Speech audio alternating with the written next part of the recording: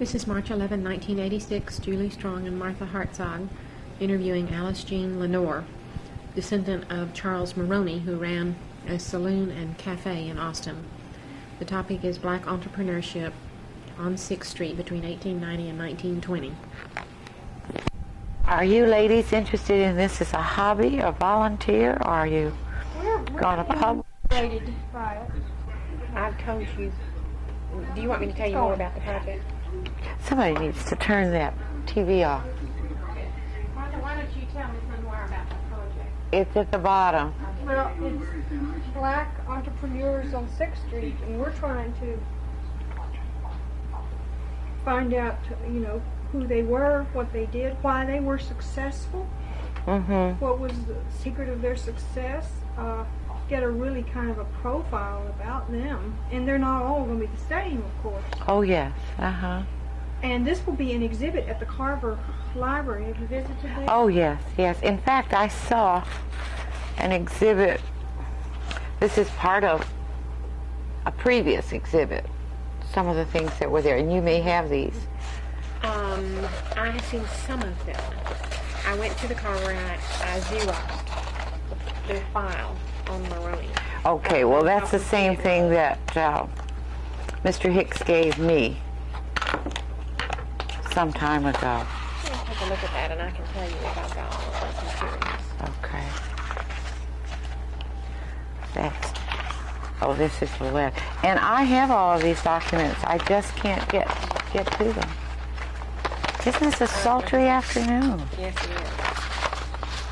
I love these letters. Well, I have these letters. You do? Yes. Maybe we could photograph them rather than trying to Xerox them. Have you already made photographs of the letters? No, I haven't. Now, Mrs. Simon may have. Because she had these for a number of years. She just kept them and used them for some of her. Oh, she's done such wonderful work. Oh, yes, she has. So she may have, but I have the originals of all of this, whatever is here. Okay. See, this letter's dated 1896, I believe. Perhaps it would also be wonderful to get permission to display them. Of course, in lots of cabinets and everything. On loan from the family. There's a wonderful exhibit up now at the Whitty Museum in San Antonio on the Alamo, because of all this Texas and Sesquicentennial stuff. And they have marvelous letters that were written by some of the Mexican generals, after letters and notebooks and diaries, some of which they got from the Barker History Center, some of which they got maps, early maps that were sketched right after the fall of the Alamo. And it's so wonderful, and of course it's all encased and everything, but you just go up there, and the magic of those items are so important when you have an exhibition like this, just to... Well, I have... Even get within 2 inches of them, I just didn't have enough time to get it for you today, but I will get all that I have. And I can also check with Mrs. Simon to see exactly what she still may have.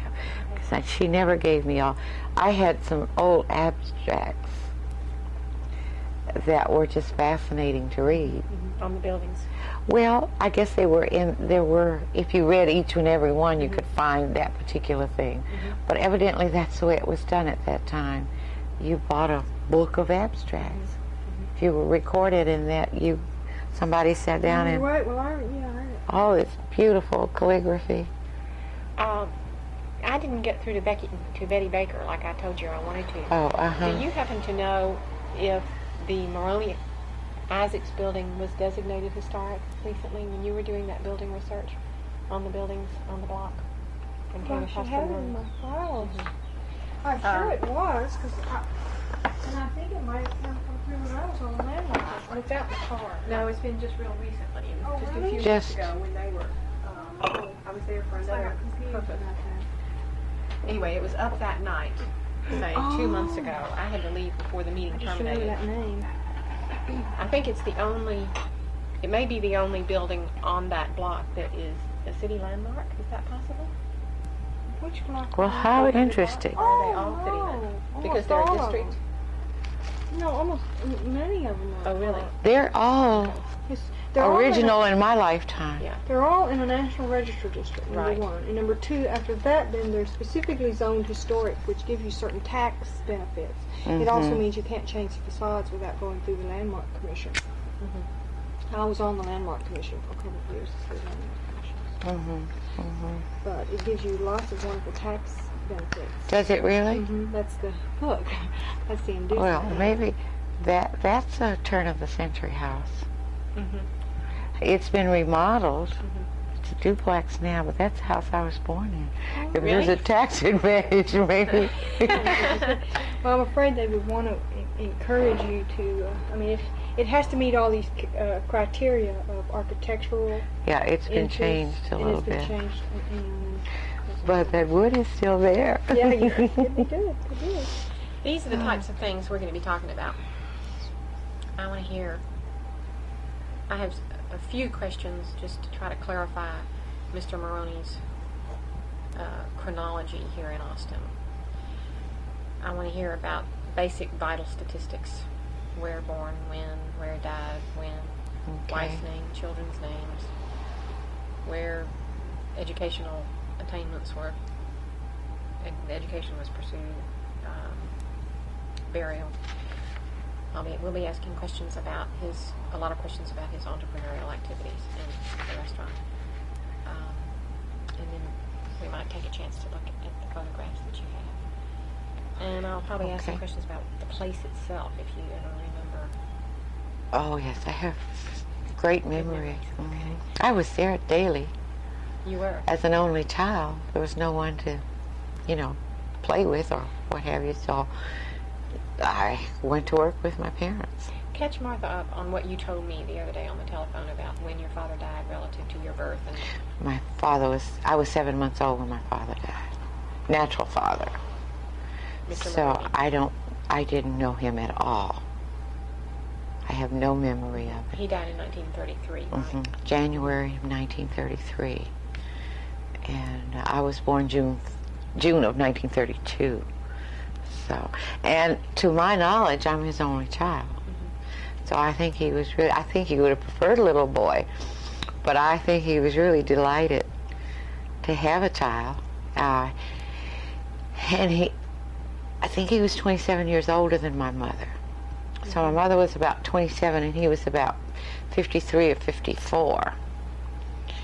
And so he had not been married earlier? Yes, he had been married. He was married like 14 years to a lady named Pearl. In fact, there's a photograph of her in this picture. And to my knowledge, she died of cancer. And I don't know when he met my mother in relationship to his first wife's death. I don't know if it was several years, a short time or what. My mother had been previously married and had no children. So he had no children from that first marriage? Not to my knowledge. I've never heard of any other. In fact, I think I'm the only offspring of the 5 sons in that family. I'm like the only grandchild. From 5 sons? I've heard of one illegitimate daughter who is much, much older than I am. And I think she's deceased now. I never got to meet her. But as far as legitimate children, I don't know of any other. So Rufus Maroney never had? No, Rufus died very young. Very young. And to my knowledge, he was never married. Did he die in New York? I know didn't he leave Austin? I think so. Yes, he was educated at Yale. Now, maybe I should start at the beginning of the history of the family that I know. Okay. And I can't give you I can't say that this is authentic because there's stories that my daddy told my mother. And I don't know if she's flowered it a little bit and I flowered it even a little more. But to me, it is a beautiful, romantic kind of story. My grandmother, who would be Charles Maroney's mother, was named Alice. So I'm her namesake. And I do have photographs of her. Had been a slave. and I'm not sure just exactly where, but she was freed.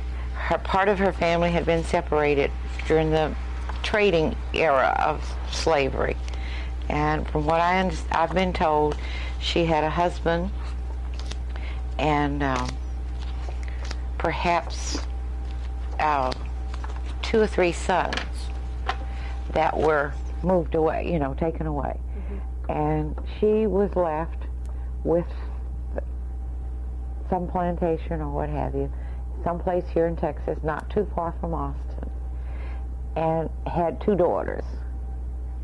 Or maybe she even had the 2 daughters after this slave husband was removed. And she remained as a free slave, as a free person, with the same family, and earned enough to be independent. She came to Austin with her few belongings and 2 children.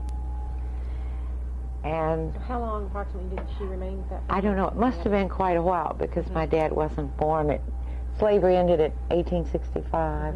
Maybe in the backwoods of Texas, maybe it was 2 or 3 years before they were acknowledged freedom. In some cases.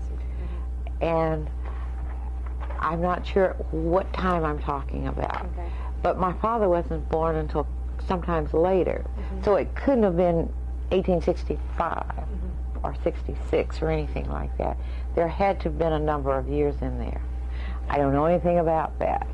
But anyway, the story that I have been told was that she came to Austin, and she was downtown Austin, Congress Avenue. And there, at that time, there was a livery stable on some corner. And for some reason, she met Grandpa Maroney, who is this man, who is Caucasian. And that's my grandmother and grandfather. And he had a house on Curve Street. Okay, this is H.O. Maroney, or Right. O.H. Maroney. Horace O. Maroney, to Okay. my knowledge. Okay. And she is Alice Maroney. I don't know her previous name.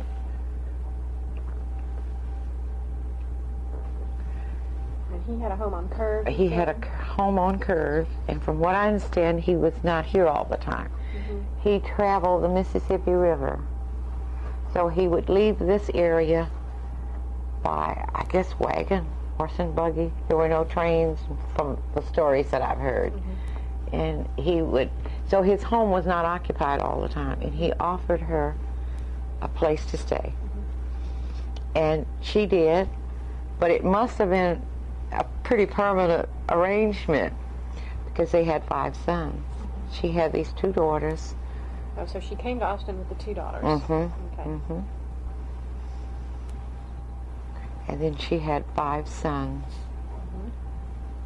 by Horace Maroney. So it was not a fly-by-night. And she did inherit the property on Curve Street, or my dad did, because I can remember the house. This Curve Street.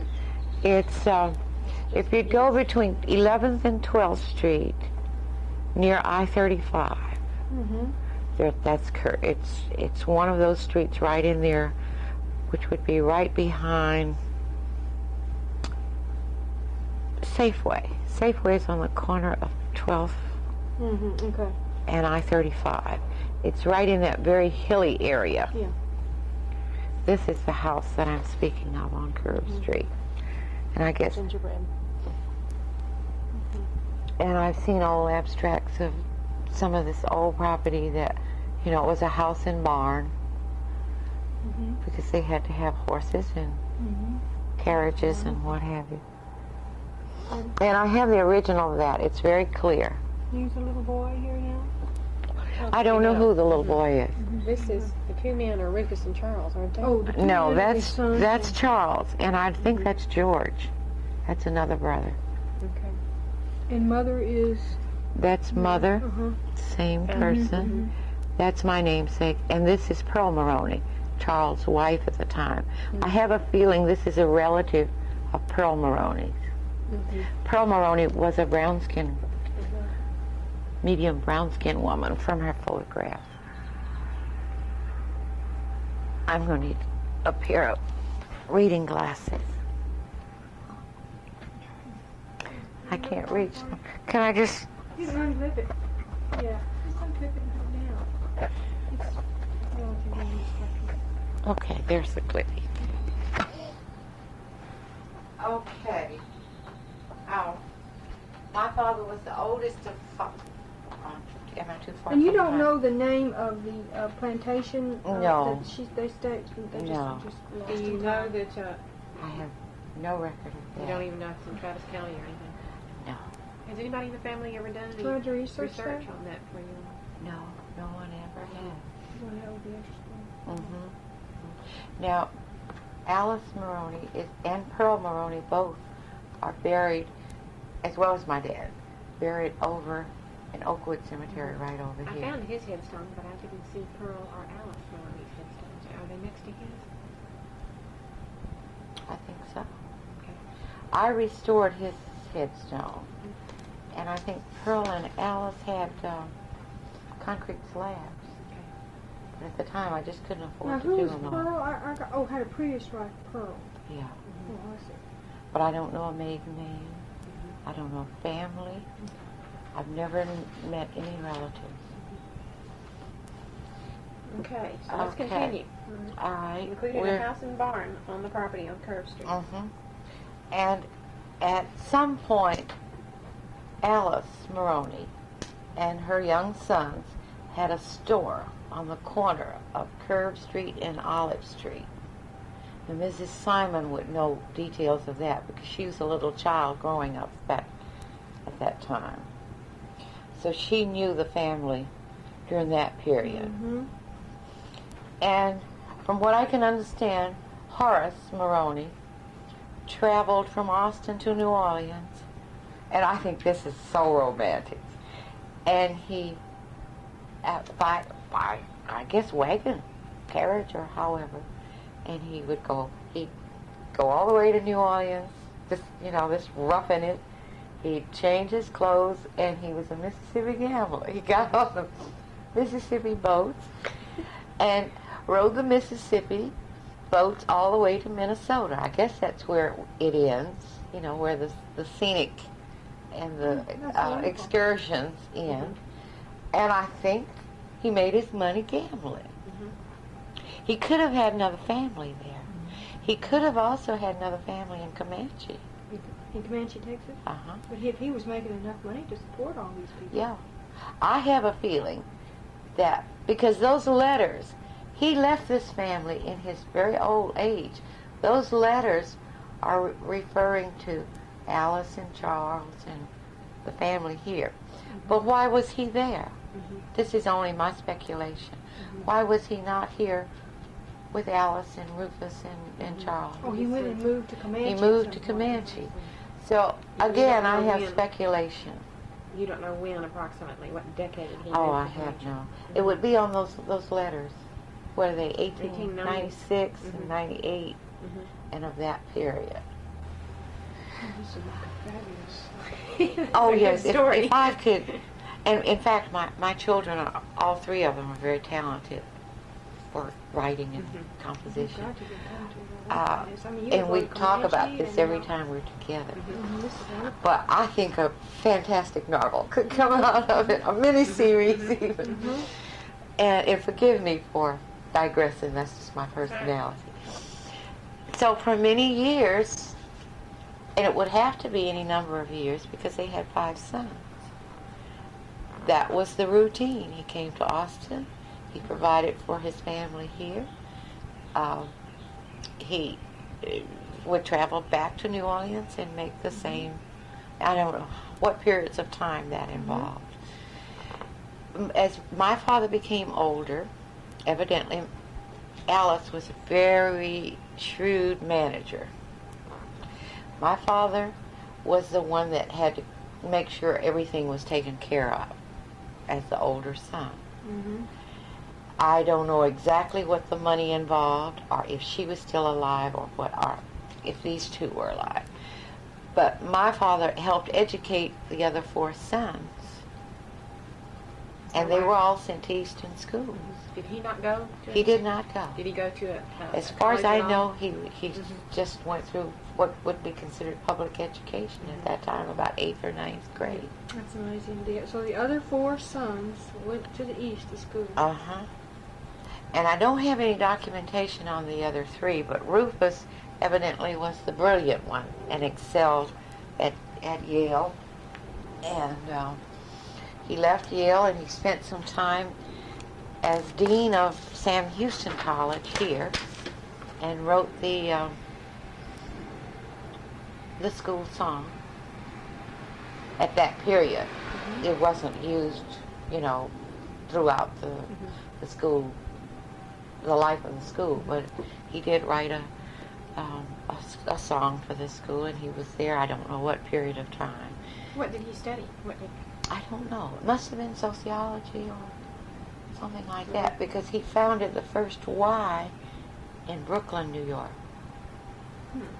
So he evidently was not fulfilled here in Austin and went back to the East and was the founder of the first YMCA in Brooklyn, New York. And about what age did he die? He was about 33 when he died. He was very young.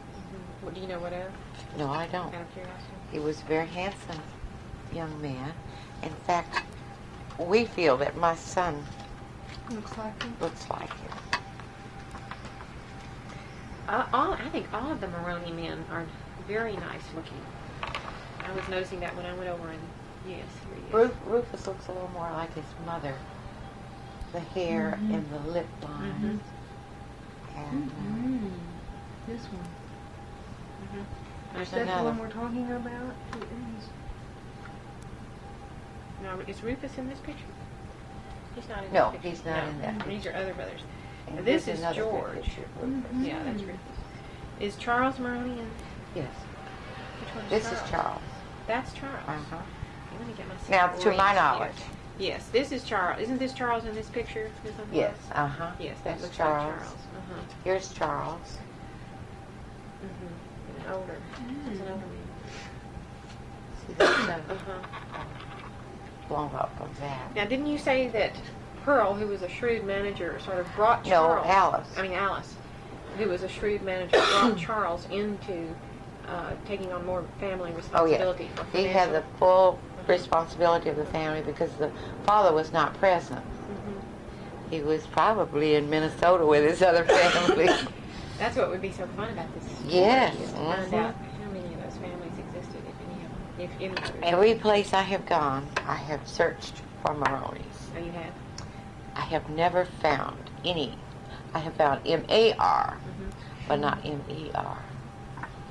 So, Well, it was very easy to change the spelling of names, and that happened Yes. quite frequently. uh-huh.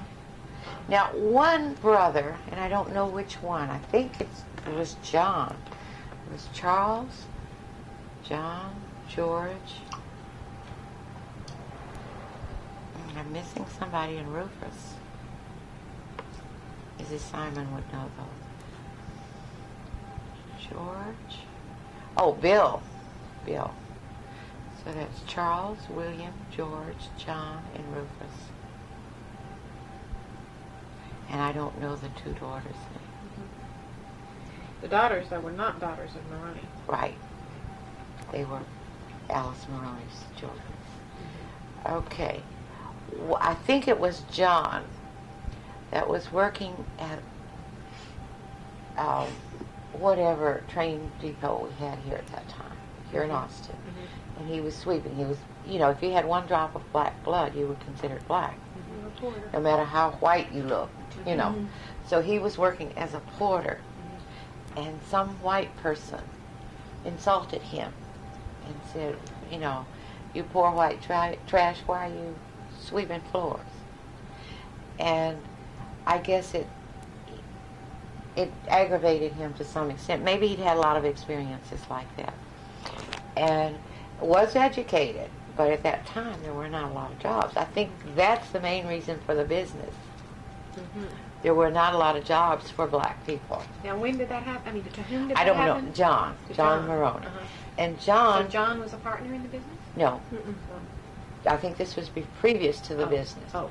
John packed his little things and left Austin, and no one's ever heard from him again. Nobody knows where he went? Nobody knows where he went, what happened to him, or anything. And obviously, at that period in time, I'm sure he passed for white. That would be, maybe that was one of the black persons that passed that was afraid to have children. His mother was brown skinned with kinky hair, and he may have never had offspring. Who knows? But now, and again, this is a story I've heard. And George and Bill lived in El Paso for a number of years, and were very disgusted that my mother and father were married and had a child. At the time my father died, they were very angry that my mother, with an infant child, inherited my father's property. And I have never heard from any of them. I've never had a Christmas card, or a pair of socks, or a piece of candy, or anything from any of them, and I'm the only offspring. So my mother was always hurt that, you know, there was never any communication.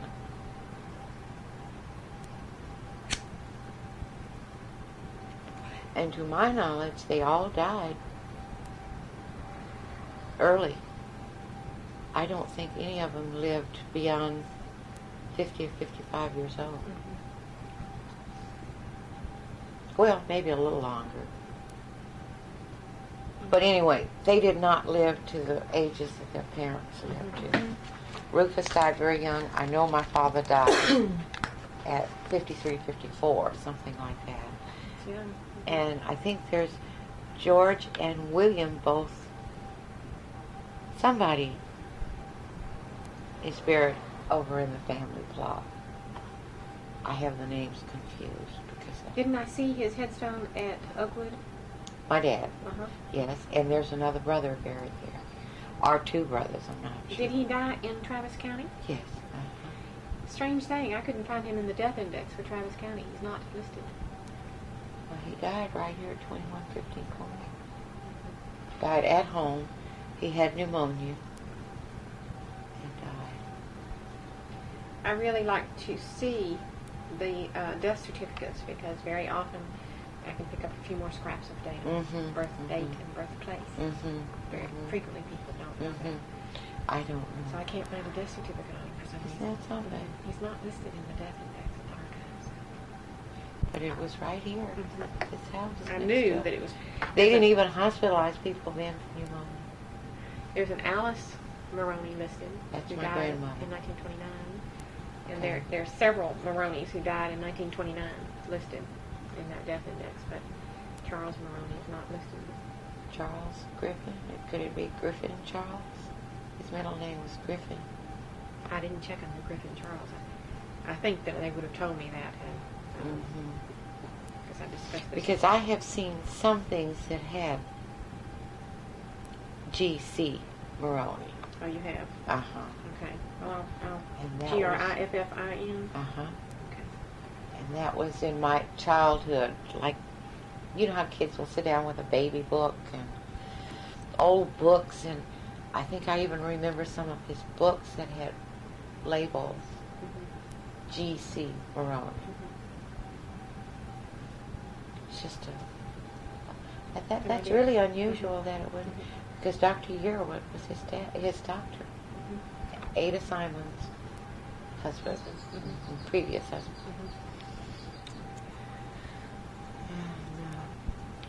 My father must have been in pretty bad health because he doesn't look well at all at the time I was born. He looks very old.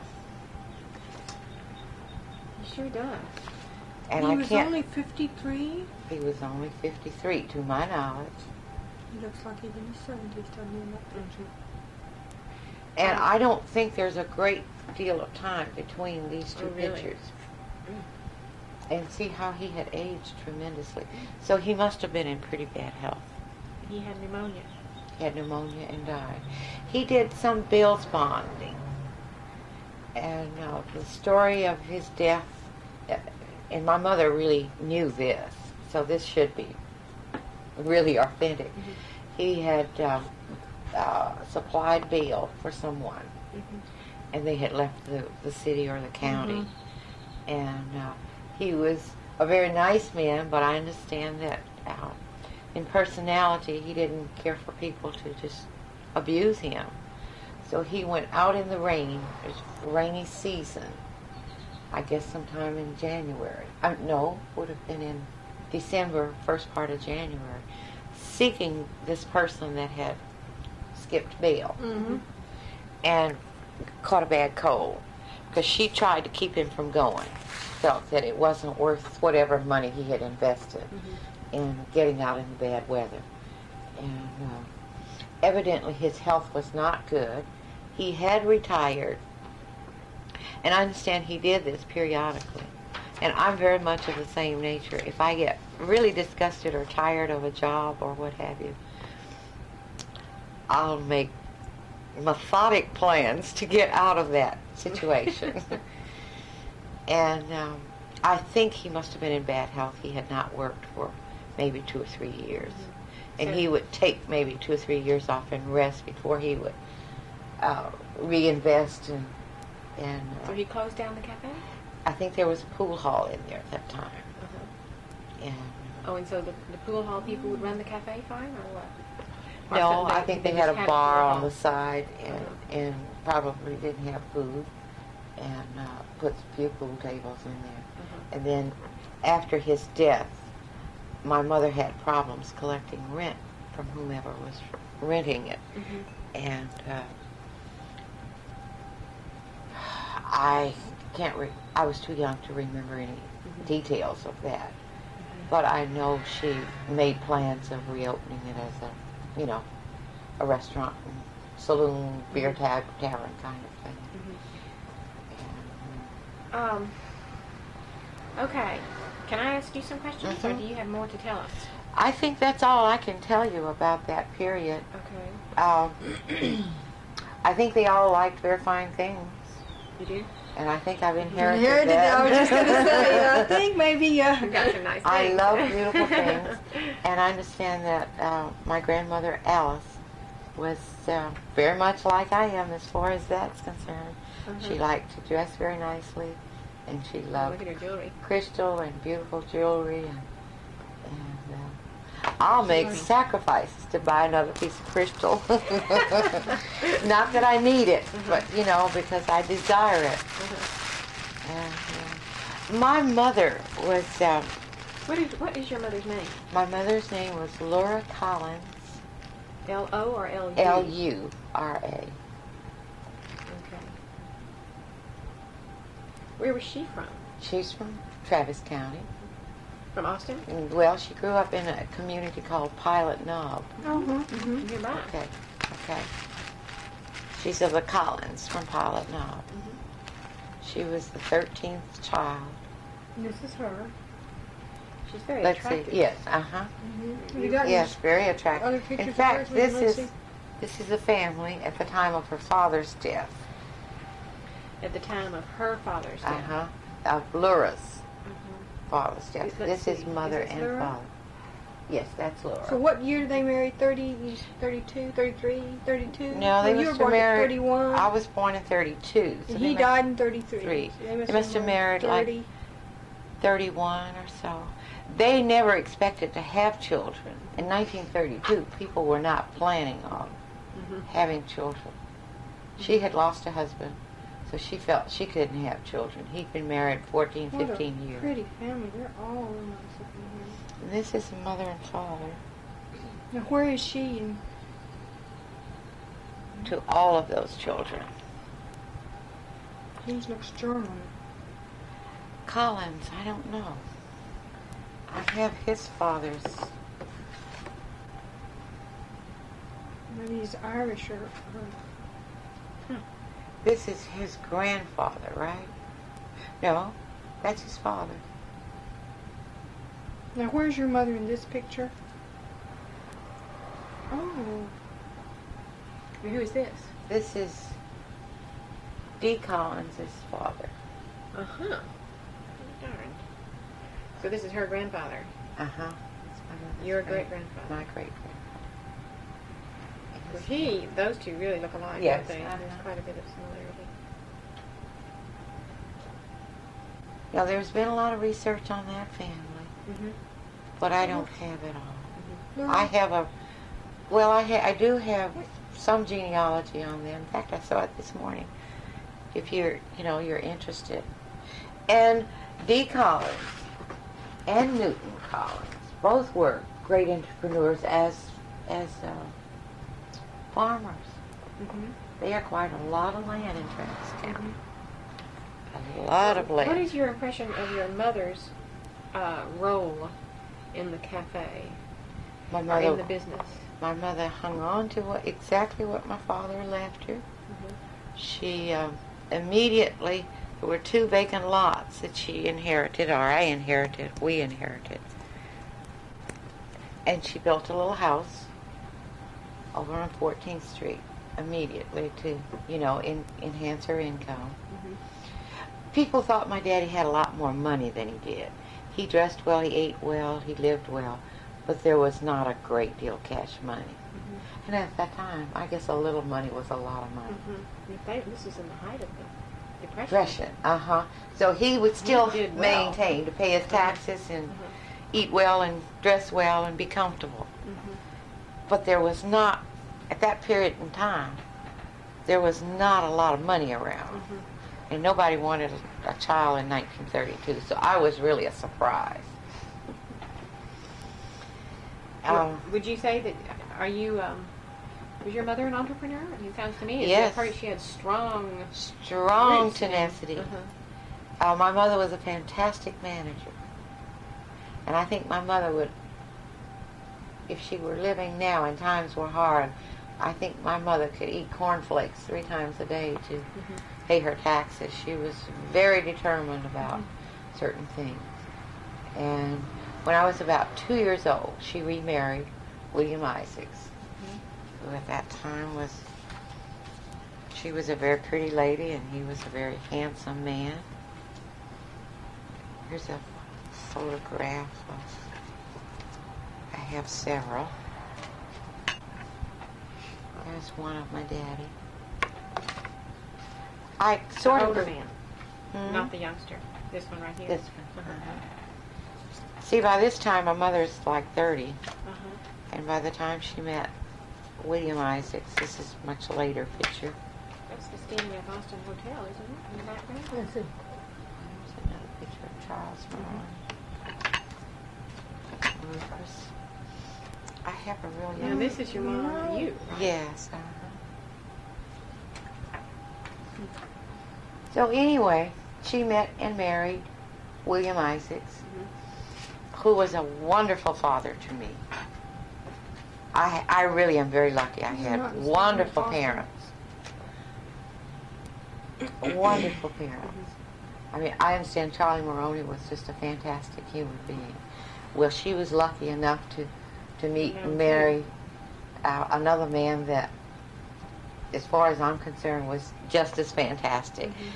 And my mother and my stepfather, my father, at the time they married, he was a, what do you call it, bellhop at the Driscoll Hotel. And they pooled their resources, which were not many at that point, and invested and bought furniture and fixtures and reopened The Bowery. the Bowery, except it was called Isaac's Cafe at that point. And did I give you that photograph? And There's so they neat were if we married. could take the story of this cafe through its permutations up through here. They were We're always married. wanting to do more than our parameters call for. This is at the point that they reopened. And a lot of the furnishings were original from the Bowery. Well, that's good. You can use these. Yeah, sure can. And you've got the originals of these? I have the originals of all of those.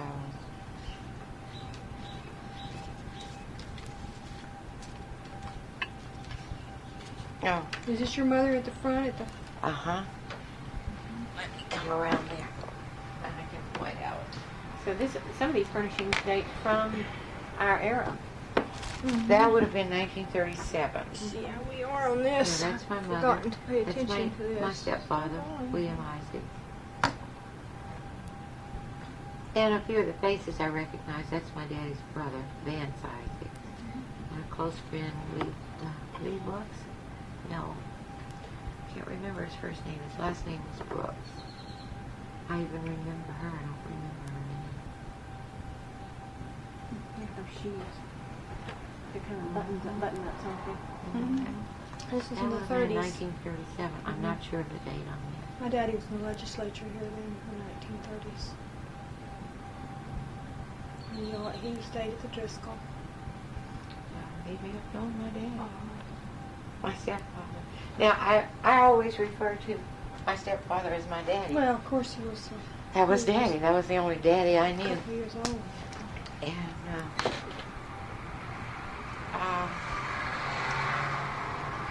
Okay, I want to back up and ask you a few questions to try to jiggle your memory on stories that I hope your mother told you. Do you know anything about how Charles Maroney, or why Charles Maroney decided to start a cafe? I think it was to continue. Well, first of all, remember, there were very few jobs for black people, period. A lot of black people, I have problems identifying. People don't want me to be black. I've had a lot of pressure from all segments of society. I'm not white and I'm not black. I think that was a similar thing at that period. It's a little different now. But if you could get a few $100s together, and I think they bought that building for like $600 and some dollars. When you say they, you mean Rufus? Rufus and Charles. Maybe it was Horace's money. I don't know. But however, they got enough money together to be self-sufficient in a business. It was important. These were very proud people, and they didn't want to sweep floors and clean toilets. They had too much intelligence and too much drive, brilliance, whatever you want to call it, to sweep floors and be janitors and servants. One thing that has been stressed all of my life, I can serve you in my home graciously, but I would not make a good servant in your home or for money. And you got that from your mother? Well, from my mother and my stepfather. I'm sure Charles Maroney felt that way. Many black people felt that way. There's just no way that you could be a servant. I'm sure that was the motivation for William Isaacs. It was difficult. He was a college student. Oh, he was. At one point in Austin, Texas. He was at Tillotson College and worked for a doctor here. Who?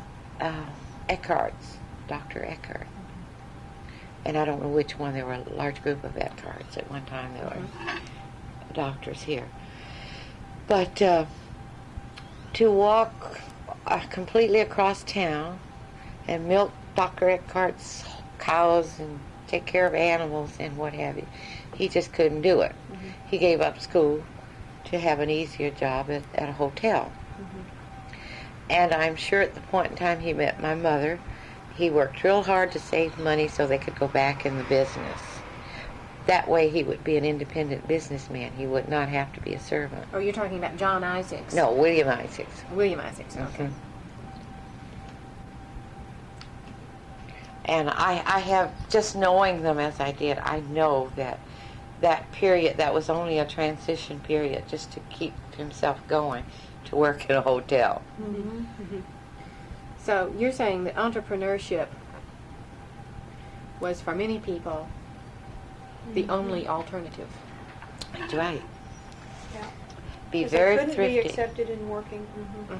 There were no jobs. even at the time I graduated from college, there were no jobs except for teaching. Or You could not ministry. get a job in a as a salesperson or any white collar job. It just didn't exist for black people. Mhm. And I'm talking about in the 50s. Uh-huh. I graduated from college in 1952, and the job market was nothing for blacks. All of that came later. Where did you go to college? Sam Houston College and the University of Texas. My graduate degrees from the university. Medical branch at Galveston What is your degree? in medical technology. I have a BS in chemistry from Sam Houston and a degree in medical technology from the Did you know University of Dr. Texas. Gwynn in Galveston? Maybe you didn't practice there. Maybe you got his degree there. I don't remember the name. Thousands of people down there.